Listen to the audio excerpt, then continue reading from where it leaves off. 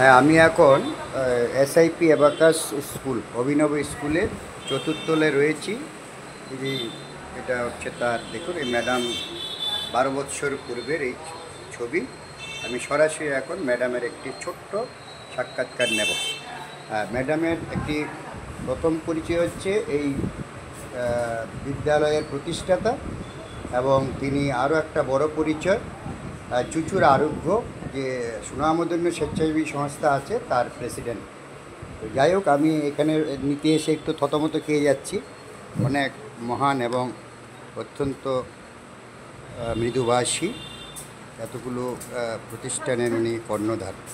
হ্যাঁ ম্যাডাম, আপনার কাছে আমি প্রথম জানতে চাইব, এই অভিনব পাঠশালা নির্মাণের পেছনে আপনার চিন্তাধারা। এটা কিন্তু জেনারেল স্কুলের থেকে একটু আলাদা, পৃথক। আমি যা এতক্ষণ ধরে লক্ষ্য করলাম, ক্লাস নিচ্ছে সেটাও লক্ষ্য করেছি। এই অভিনব বিদ্যালয় প্রতিষ্ঠার আপনার চিন্তাধারা কিভাবে আসলো?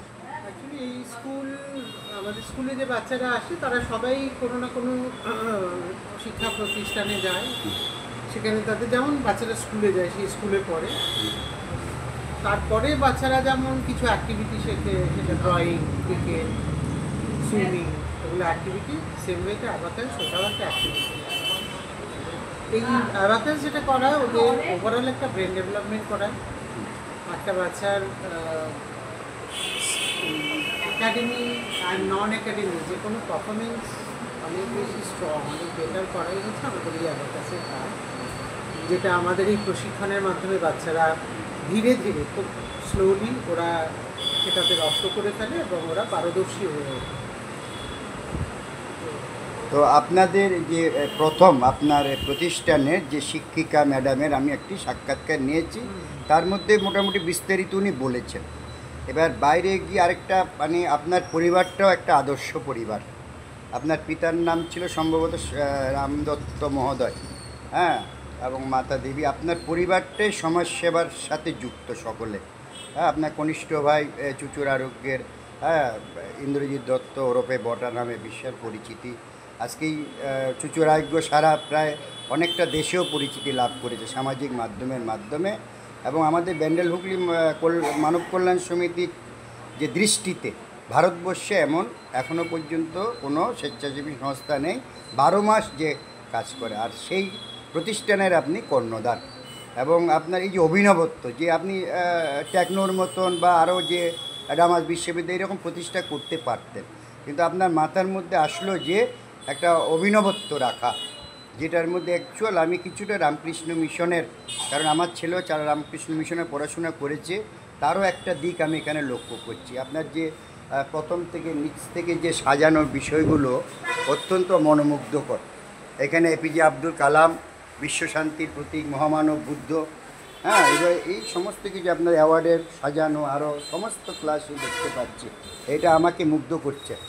তো আমি একটু মানে কী বলবো, কম্পিত আজকে, যে আপনার মতন একজন মহান, একজন এত বড় প্রতিষ্ঠানের, অবশ্যই আপনি মনে করেন আপনি একদম সাধারণভাবে আপনার জীবনযাপন, এটা তো আরও মুগ্ধ করে। যে আপনারও তো অনেক একটা বড় ধরনের একটি অহংকার আসার কথা ছিল, নেই, একদম নেই।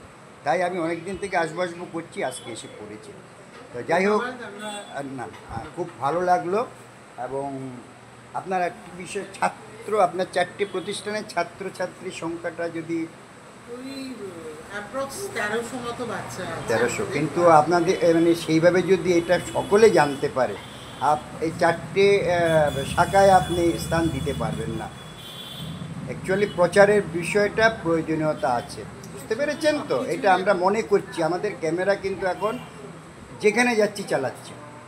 আমাদের চিন্তাধারা হচ্ছে একটু সমাজ অবক্ষয় থেকে কিছুটা রোধ করা যদি যায়, তার জন্য এই আপনাদের মতন প্রতিষ্ঠানের দরকার আছে। হ্যাঁ, তো খুবই ভালো লাগে যে ভিতরে এখন তো বন্ধ, আমি একবার পুরোপুরি ক্লাস নিচ্ছে সেইভাবে আমি ভিডিও করেছি। প্রত্যেকটা ভিডিওই আমি আমার এই কী বলবো, আপনি এটাকে অন্যভাবে নেবেন না। আইএএস আইপিএস থেকে শুরু করে মন্ত্রী, প্রচুর মানুষ আমার এই হোয়াটসঅ্যাপে আছে, কারণ আমি এই শিশু বয়স থেকে সমাজসেবার কাজ করি। হ্যাঁ, সব এই ডিএম ম্যাডাম যখন এখানে এডিএম ছিলেন, তখনও আমার ভূমিকা, ইনি এডিএম ছিলেন এখানে জেনারেল মুক্তার্য, তখন অনেক ভূমিকা আমি করেছি। তো এবং এইচডিও ম্যাডাম থেকে শুরু করে 2005 থেকে যত এইচডিও সাহেব এসছেন প্রত্যেকের সাথে। যাই হোক, আজকে ওইসব বলতে আসিনি। আজকে আমি এই এসআইপি একাডেমি অ্যাবাকাস বিদ্যালয় সম্পর্কে আমি একটু বিস্তারিত জানতে এসেছি। আপনি বলেছেন এবং প্রথম টিচার বলেছেন, আপনি এই মুহূর্তে আমি আপনার সুস্থ দীর্ঘ জয়মঙ্গল কামনা করছি। খুব ভালো থাকবেন। ঠিক আছে। আপনারাও ভালো থাকবেন।